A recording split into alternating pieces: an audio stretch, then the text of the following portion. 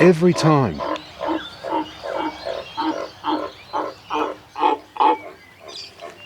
Unbelievable. Shush, I get it.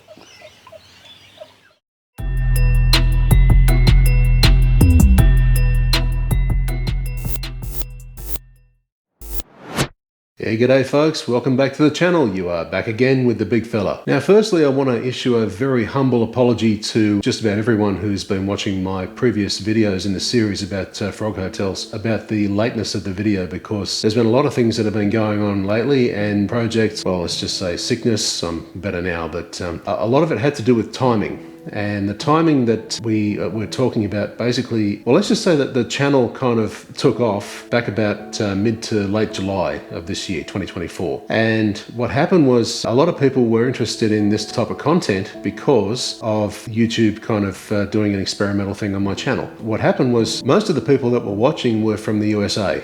Being summertime over there in the US, I figured it was highly seasonal type of thing, where they've got all their frogs out and about and they're interested in seeing something that actually has environmental impact on frogs and their habitats and that kind of thing. So I figured, yeah, okay, well it's kind of timely that it actually gets surfaced to a US crowd. It wasn't just the US though, it was Europe as well. But back here in Australia, in the Southern Hemisphere, most of our frogs are still hibernating. They're in a brumation cycle. So what happened was we had all these frogs kind of just sleeping away, and I wanted to clean the hotels out and eventually change them over to this current iteration of the hotel. And it just wasn't really possible because it was the wrong time of the year for them. I'd rather wait until they get actually active again and start to wake up and come out of that brumation cycle. So the channel started getting a lot more views, a lot more watch time, eventually got monetized as well, so thank you very much for that. Now we've got another season coming up. It's kind of springtime in Australia now. It's going to be summer fairly soon, and the frogs are out and about, and it was high time to get these hotels changed over, so that's what we're in the process of doing right now.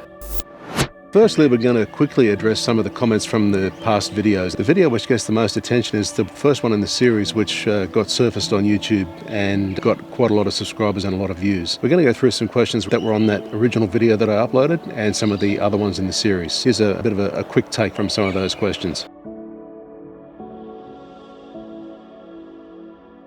A burning question I get quite often is, why are the hotels the height that they are? Well, it's quite simple, because of predators, particularly the cane toads that we get around here. Before we go on, even though we're living out here in a rural type of setting and you would expect there would be quite a few snakes around, the pest that we get the most of is the cane toad, which, well, like I said in other videos, they were introduced to combat the cane beetle probably about a century ago, and they come around here and they have poison glands. Okay, they have little parotid glands on their shoulders. So the long and the short of it is the cane toads are not only poisonous and a pest, they breed like crazy, and they have no place next to our frog hotels. As you can probably tell, I'm not from the US. I'm from Australia. We don't have the typical US threats like water moccasins, raccoons and all that kind of thing. Out here, the only threats the frogs really have would be snakes, if there were any around here, which if they are, they're staying very quiet. I haven't seen any since I've been here, and I've been here almost 3 years. The only other ones are really cane toads, maybe some birds. If the frogs are silly enough to show themselves in daylight, then they've brought it on themselves really. So these hotels, as you can see, they shield them fairly well. I mean, there's no bird that's going to come by and have a look inside the pipes, and even if they could, they bury themselves right deep down there. And if I wanted to be extra careful about it, I can always change the angle of the pipes to 90 degrees ones instead of 45s. Other than that, if you're going to have anything else that's going to find them, it'll be a snake, which would be able to smell them or notice them move, if anything.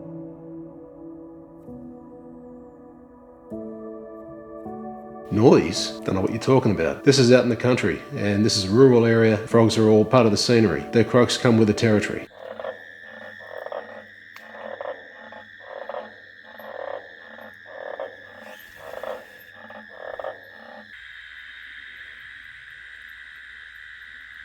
And that's the sound of the backyard and all the frogs right after the rain. Now I can understand how that'd affect and maybe upset some people that are more accustomed to city life, but out here, no one really gives a crap.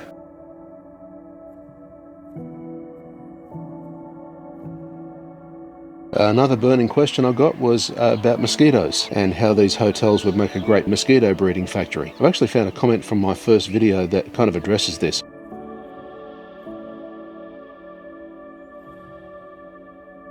So in short, green tree frogs are known to be natural mosquito repellers. But going through all those comments, I've got to say the one thing that truly blew me away was the amount of compliments, the amount of praise that I got for doing this. And that made me realise how much of a good thing I was onto and how much good I was doing for not only the frogs and their habitats, but also my presence online as well. Big thanks to you guys for that. Okay guys, so what we're going to attempt to do in this video is to convert over these existing frog hotels into these old disused blue planters. So the idea behind using these glazed planters is a bit more for design diversity, because what we've got here is more for frog capacity. So we've got a lot of frogs in tubes, but they've got no real natural habitat to actually hang out in. So what these are going to do is allow for some bigger plants to actually sit in the middle of, or somewhere in the glazed pots. So what we're going to do is to rearrange some of the existing pipes, completely dismantle these and put the existing pipes into here around a plant type of arrangement. Now this is something I didn't really think of in the first build, but it makes a lot of sense. So they want somewhere natural to hang out instead of hanging out in roof guttering and downpipes and stuff like that. I think they want something a little bit more natural. That's what this build is all about. This is what we're endeavouring to do. We're going to get to it and see if we can find some plants to actually sit into these pots. I went across the border to Queensland to a plant nursery in search of some advice on what to put in these planters. After speaking to a couple of the horticulturalists there, they advised that some Canna Lilies might be suitable as a primary ornamental plant or a focal point in the frog hotels. These work best when put in about an inch or so of water, and they don't take up too much real estate in the planters. So these seem to be an ideal solution. What I was now missing was a plant to offset them, like a dwarf lily or something, which I got later on. No, you're not going to attack it. I'm sorry, mate. No. You like cameras? Scratch. You want to scratch? Last time I tried to give you a scratch, you tried to take my little finger off. Scratch. Not happening, mate. No. Not happening. You can't be trusted, Mr. Long-billed Corella. Not happening, mate. Not happening. Sorry.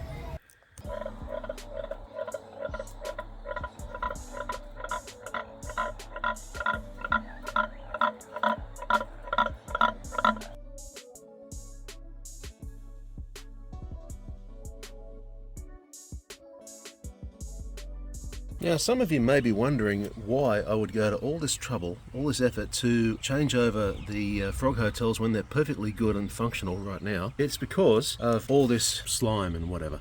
Now, this stuff will be apparently eaten up by the plant in the form of food, nitrates and all that kind of thing. Because right now it's just kind of building up and has really nowhere to go. And every once in a while, these guys will need a clean out. Yeah, the whole effort is to get rid of all this algae, all the green stuff around the sides of the pots, and to try and eliminate that altogether in the forms of something that will actually eat it. Like the plants. As frog hotels go, they're actually still pretty good. It's just that what you got to look at, pipes are still pretty good.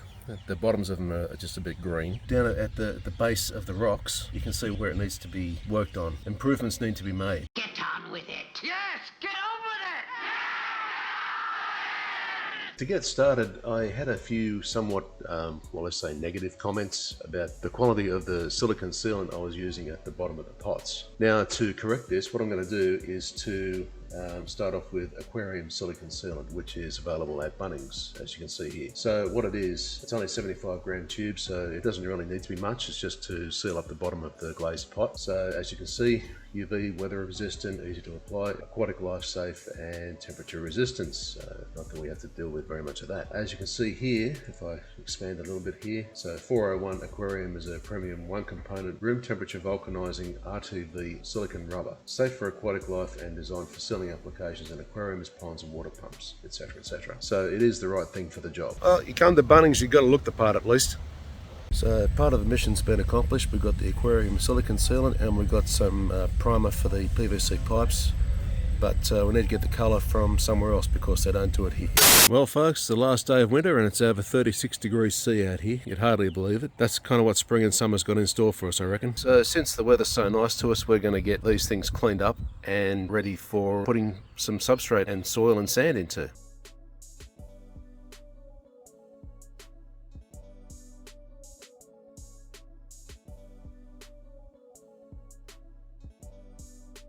Okay, so I just finished cleaning out one of these pot planters and I'll bet you can't guess which one.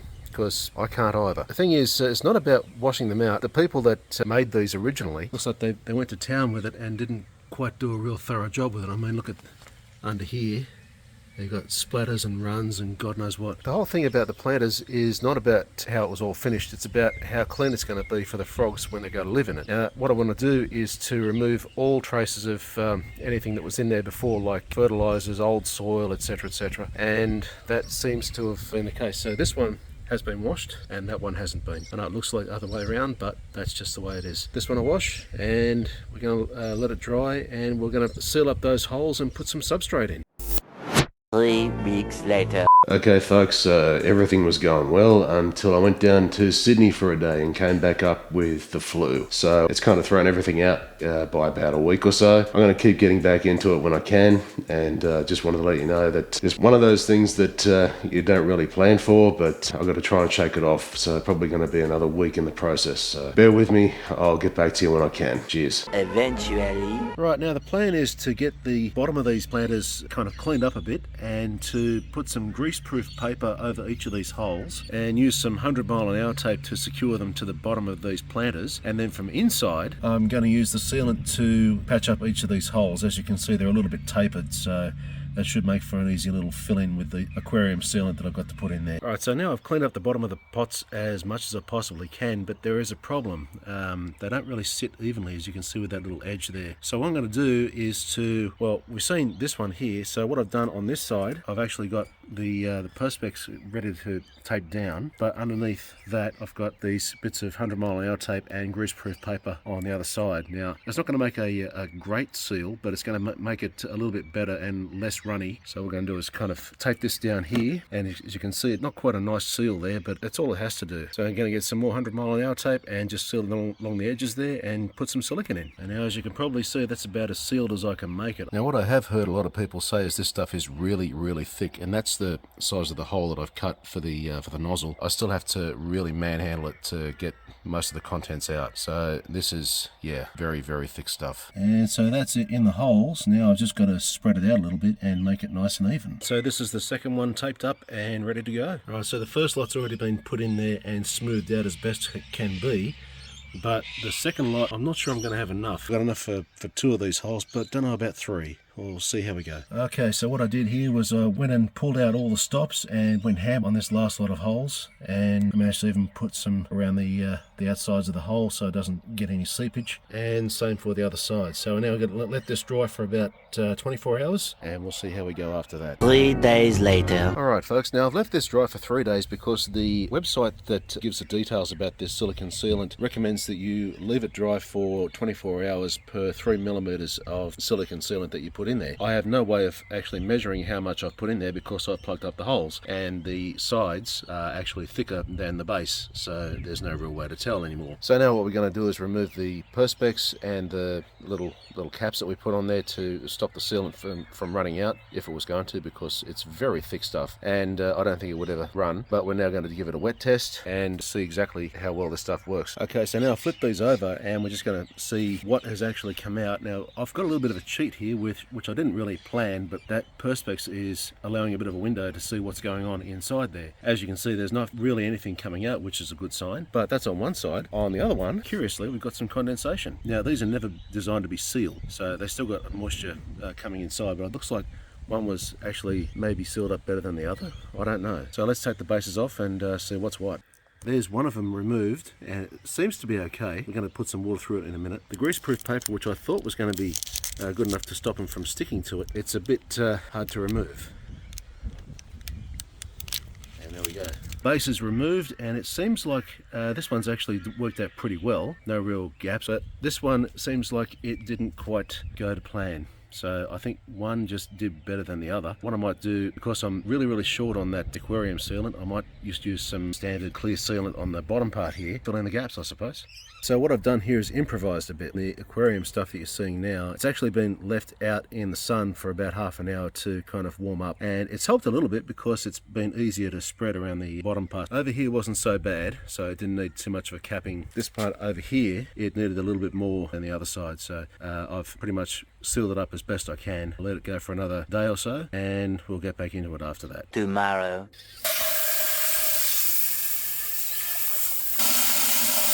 No immediate leaks, that's a good sign. And just for transparency, nothing leaking on this side either. So we'll leave this for about half an hour and see how the levels go. 1 hour later. No leaks and barely any evaporation, so I'm going to call that a success. So that's pretty much the hard part of this project done. Now we get into the core stuff. Fill it up with some materials, put some pipes in, plants, and then get the frogs over. Let's do it. So I was recommended a way of sorting the insides at the base of these planters, and it came from a commenter in one of my videos, and the comment relates to another YouTuber by the name of Father Fish. And the way he recommends to set up a wet environment for plenty of nitrates is to have a soil base combined with crushed old leaves and then layered with river sand to make a substrate. I've included the snippet from his webpage about how he sets up some of his aquariums in this fashion, and how the nitrates from the algae and the leaf litter in the soil and sand substrate will be eaten up by the plants to help clean up the water. Now, bear in mind that this table relates to aquariums, but the principle will hold for other applications such as ponds and the like. So beyond those water tanks just there is a bit of a lowland area where there are some Perrin's tree frogs.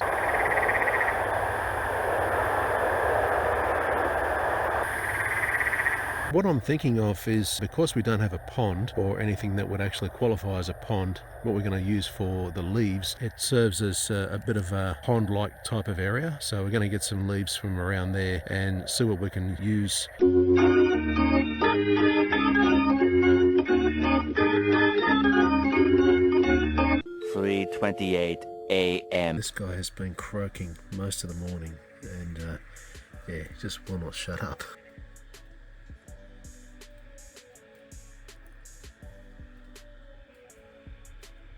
You can kind of hear them in the background.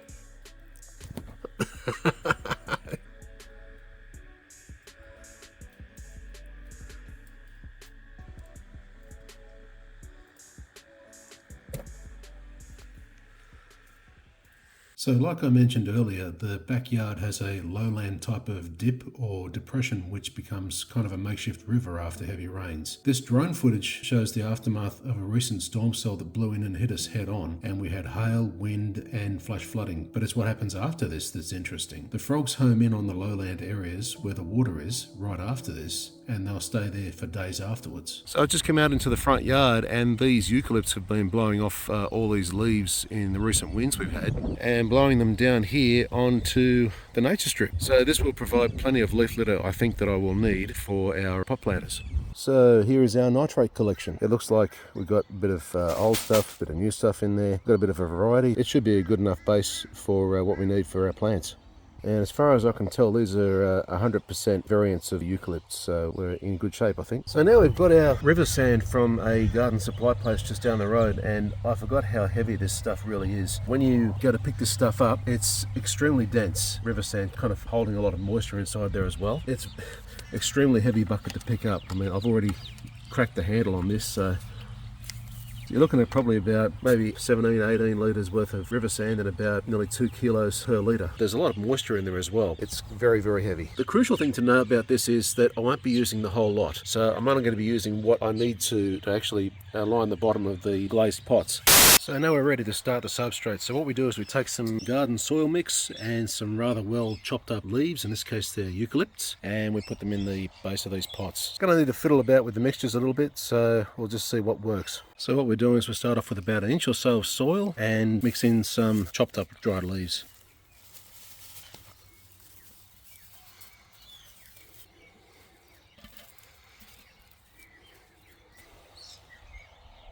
So what I've done is I've actually put in another maybe 1/2 inch, 12 mil worth of soil on top of the already scattered in leaves, and now what we're going to do is put some river sand on top and make a substrate out of it.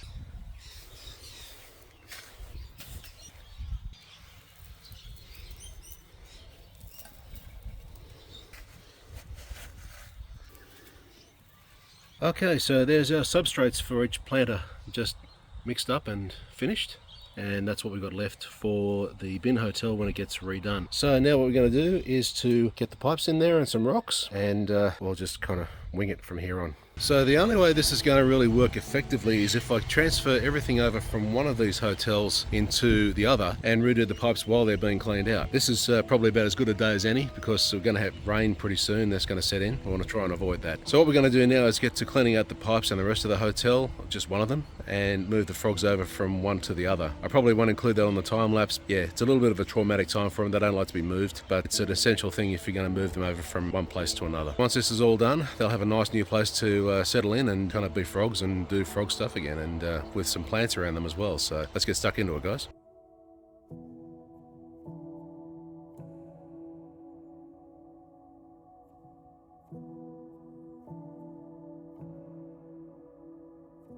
So here we have Frog Hotel number 1 being dismantled. Down here we've got the remains of what the Frog Hotel used to be, and unfortunately all the time and effort that went into these not going to be used anymore. Basically they're just to keep the pipes in place so I don't have to shuffle rock around. And in here are the tenants.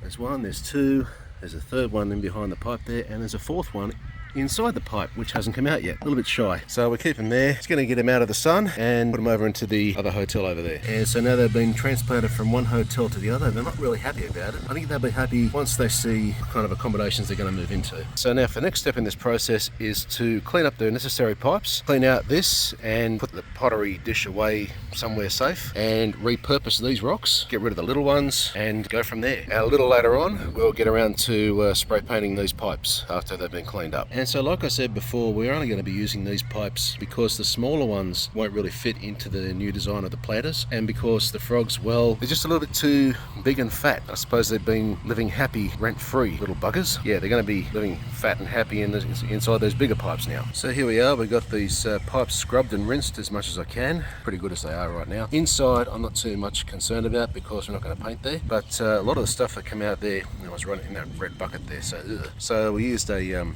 pipe cleaner, very stiff bristled scrubbing brush, and that's pretty much all we really need because the pipes actually weren't that bad. So let's go and get them painted. Get on with it. Yes, get on with it. I just wanted to get a bit of a visual on how these are going to look when they're actually sitting inside the planter. Obviously right now they're not going to sit at this height, they're going to sit a little bit higher because they're going to be sitting on these kind of rounded stones here. Allow maybe another couple of inches further up. I think they should be just about the right height for what I want in mind, and they should kind of mirror this kind of height coming out of the top of the pot. I think we should be right as far as stones and the substrate structure, the whole lot goes, so there's no alterations need to be done there, so I think we're good to go. So let's get into some priming and painting and get them into the planter. So I know I've made a little homebrewed contrivance here where I've got all the pipes kind of set out on top of this kind of a work platform with, I guess you could call them shop towels, strapped together with a bit of masking tape, all put together and ready for spray. Now I'm not sure how well this is going to work. I've never done this before, so just going to suck it and see. So let's get down some paint, see how it turns out.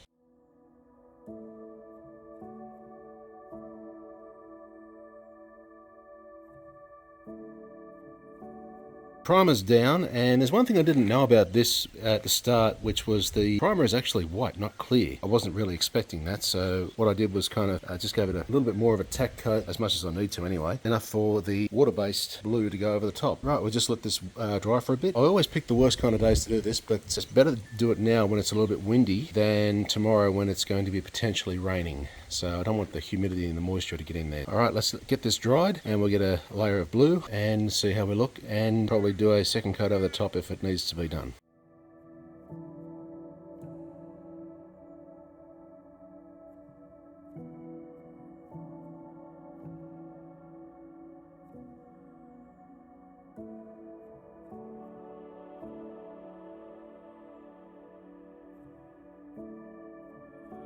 And there we go, the second coat is laid down, I would say, fairly evenly on these pipes. On the insides, I try to get them down about as evenly as the outside of the pipes, but I think there's going to be a little bit of a discrepancy here and there. Not quite as even as what I'd like, but I was starting to run out of paint, so I didn't want to really push it. So just letting these dry right now. We'll get these done and load up the new pot planters with some new stones. We'll start looking at the other pot planter and getting the other pipes get ready for paint and do the same thing all over again. Okay, so I'm starting to load up on the stones for this planter here, and it's fairly obvious that this is a fair bit deeper than our old pottery pot over here. So what we're going to do is use some of the stones that were put into the large bin hotel and kind of spread them out a bit so they can get up to maybe up to the blue section up there. I'm not sure how high I'm going to go with it. It looks like it's coming together fairly well.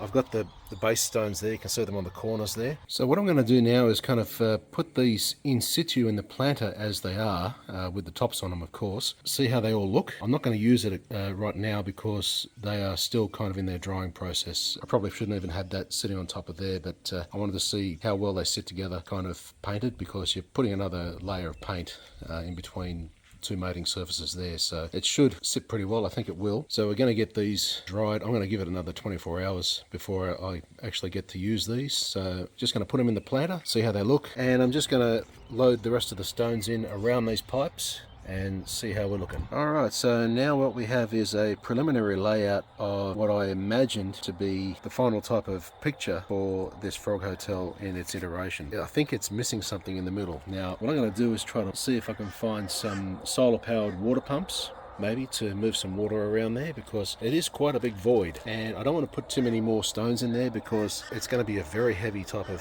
thing, because it already is. We're looking at maybe nearly 40 kilos right now.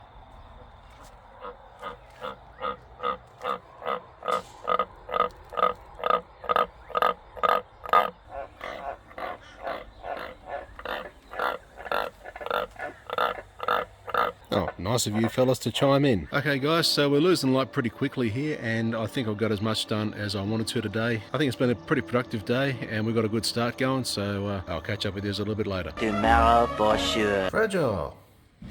Yeah, obviously. Let's open them up and see what's what. Okay, so thankfully it was only the nozzles that were making that noise, but this looks like a fairly basic type of solar pump, and this is the top, so nice and glossy, all the solar panels there in a bit of an array. So I'm just going to take this outside and see how it fits in the pot planter and see if any alterations need to be made. So there it is as it sits on top of the rocks. Thought the water feature might just be a little bit bigger than what it is. Alright, so now because these sit so high and the entrances to these frog hotels is maybe 600 mil above the ground, what these new planters, well, they're not really that high. So what we're going to do is kind of bolster the height from underneath and kind of stick them on top of bricks, see how that goes, because that should bring them up to kind of the height of these hotels right now. That's something I hope I have to not ever do again, is to move this whole thing over onto these bricks. The planter in itself weighs about 20, maybe 25 kilos. Everything else inside, all the rocks, the substrate, the whole lot, probably weighs another 35 to 40 kilos. So yeah, I had to use the trolley to move it over, but getting onto the bricks and keeping it stable there, that was another problem. I'm going to call that about even, about the same height as the other hotels, so I think they'll be pretty well protected from cane toads. So let's get the water in there and the water feature. Now according to the destructions here, there is no on-off switch for these pumps, so as soon as sunlight hits them, they automatically start turning. You should never put up a water pump outside of the water, otherwise it can damage the insides. But apparently this one can be serviced, but for the price I'm not even sure why you'd bother. I think you just get a new one. So we're going to go for fairly basic one. Going to start with top left one there. Okay, now filled up, and that's kind of how she sits at the moment, with the water feature in there, pipes, the Canna Lily, and maybe some other hydroponic plants to offset it to go on either side of the water feature. How this water feature works is only in sunlight, so right now it's not working. There's no battery to kind of store the solar charge like you would in a solar light or something like that. It'll just kind of go off sometime during the afternoon. Yeah, it'll just kind of stay off until it actually gets more sunlight, which will be tomorrow morning. Now the sun's out, but you get to see what the water feature can actually do. So right now it's actually being partly obscured by a couple of bits of shadow. The problem is it needs full sunlight to actually work properly.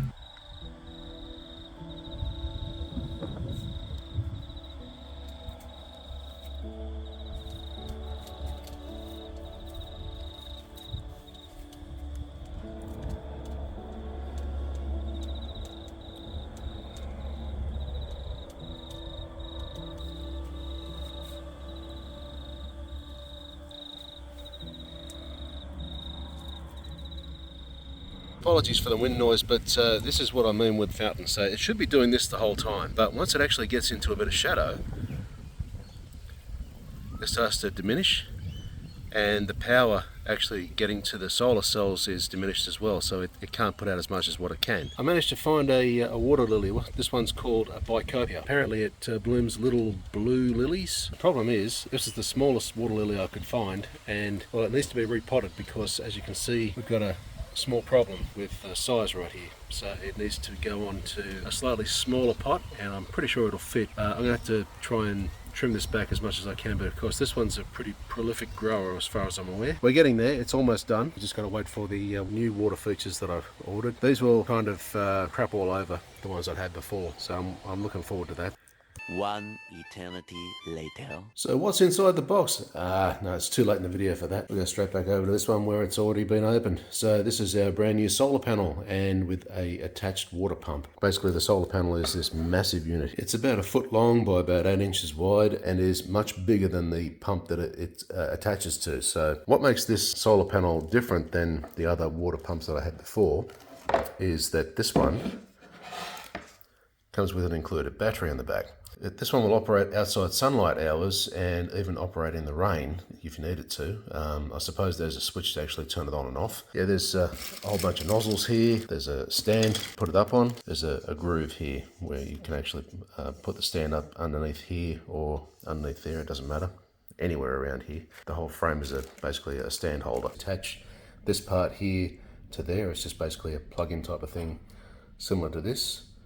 And if you're going to set it up in a portrait style, then you're going to have this extension piece sitting in the middle. That gives you enough clearance to actually rest it like this. A lot of cables here. There's the pump.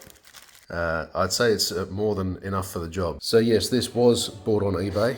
I suppose you can get it from other online stores as well. This one was kind of at a bit of a discounted price. I tried to find the cheapest one around and this was it. Had a bit of a discount on it. Yeah, I thought, well, okay, why not? We'll just get 2 of them and put them in both of the pot planters. So that's what remains to be done now, is to actually put these outside, and wouldn't you know it, right now it's raining. Yeah, we're gonna have to get these charged up somehow. I think we're gonna get a little bit of solar energy from the clouds, but that's about it. Tomorrow I think is probably gonna be the best day for it. So we'll get them charged up. We'll cut back to when they're set up and see how they work. And now we've got some new pots to repot the rather large based water lilies that we got yesterday. These ones are about 140 mil deep and about 135 across. So these are about the same ones that the Canna Lilies are sitting in. They should be good. They'll at least fit in the pot planters. We'll see how they go when they're repotted.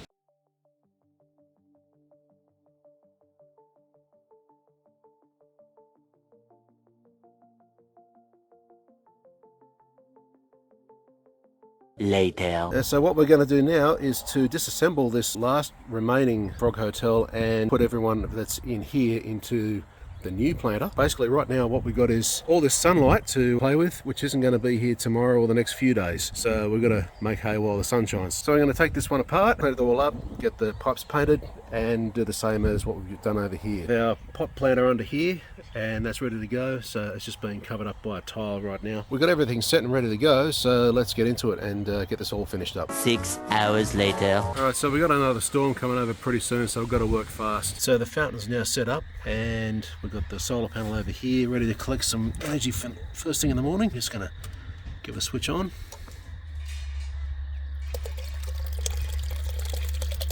Yeah, and the lights just come on as well. Very good. It's got a detector to tell us when the light is actually dim enough for the lights to actually come on. It's pretty good. Okay, so this is the first time I've actually had this running with the light on and that nozzle there, because the other one is just kind of throwing water everywhere, which is a great way to evacuate all the water and seize the pump. But that's it. That's how it's working now. That's looking pretty good, I think.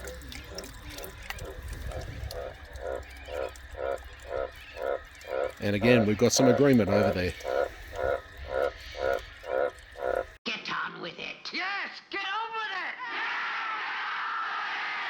it. So here we have number 1, and the second one just finished being built right now. So now we'll get that thumbnail shot. Now speaking about light, we've had these little spotlights here, the little 3 watters. They're actually like a pencil type of beam, and they operate off this solar panel. Had them for about a year now, and they do their job quite well, but what we really need is more light, kind of like that up there, which doesn't really work anymore. So what I've done is ordered some new lights, which are coming in sometime probably in the next half a month or so. I don't know when the shipping time is, but they said a number of business days, so probably after this video comes out. That'll probably be addressed sometime when I upload the upgraded bin hotel when that gets redone. So what is left of the old frog hotels, I hear you ask? Well, that's a great question. I'm glad you asked. Well, I'm glad you asked. Well, because what we've got now is the old pots still being used, more basically for repurposing frog eggs, maybe if they ever get laid, I'm not sure. More like just a water dish type of thing. The pipes have mostly been repurposed and just coated blue, as you know. These little things, basically they had their purpose and they served their purpose pretty well until they were no longer needed. They were a great idea while they existed. Every time.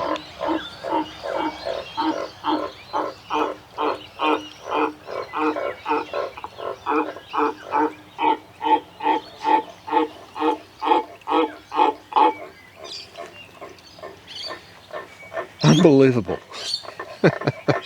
That's what, the fourth, fifth time this video? Incredible. Shush! I get it.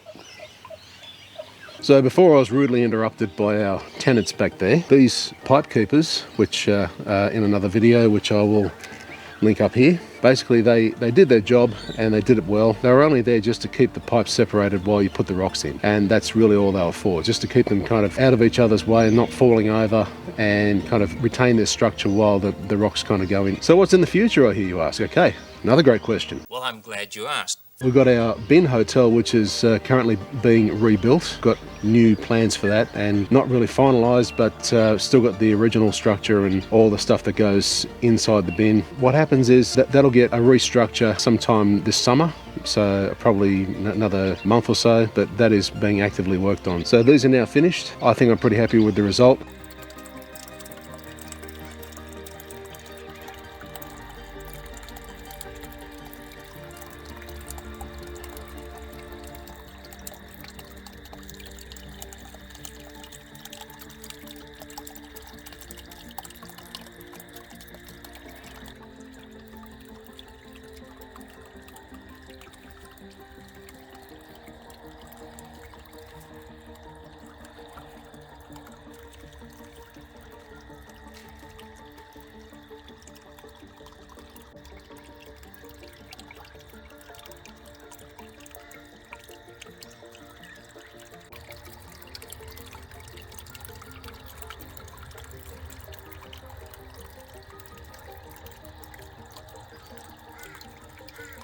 It seems as though our first tenant has found his way into the new hotel slash pondtel, maybe. One thing he's got to do when he gets inside is to turn himself around.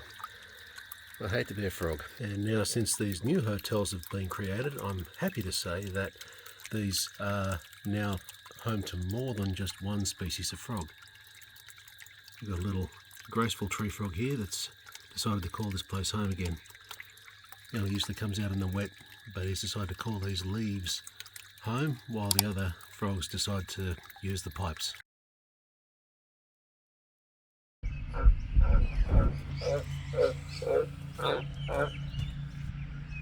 You got something to add to this? Okay. It's just a matter of being sure and doing it right the first time.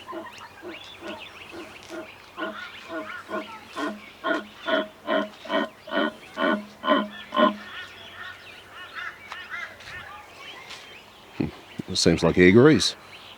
Looking pretty good, I think.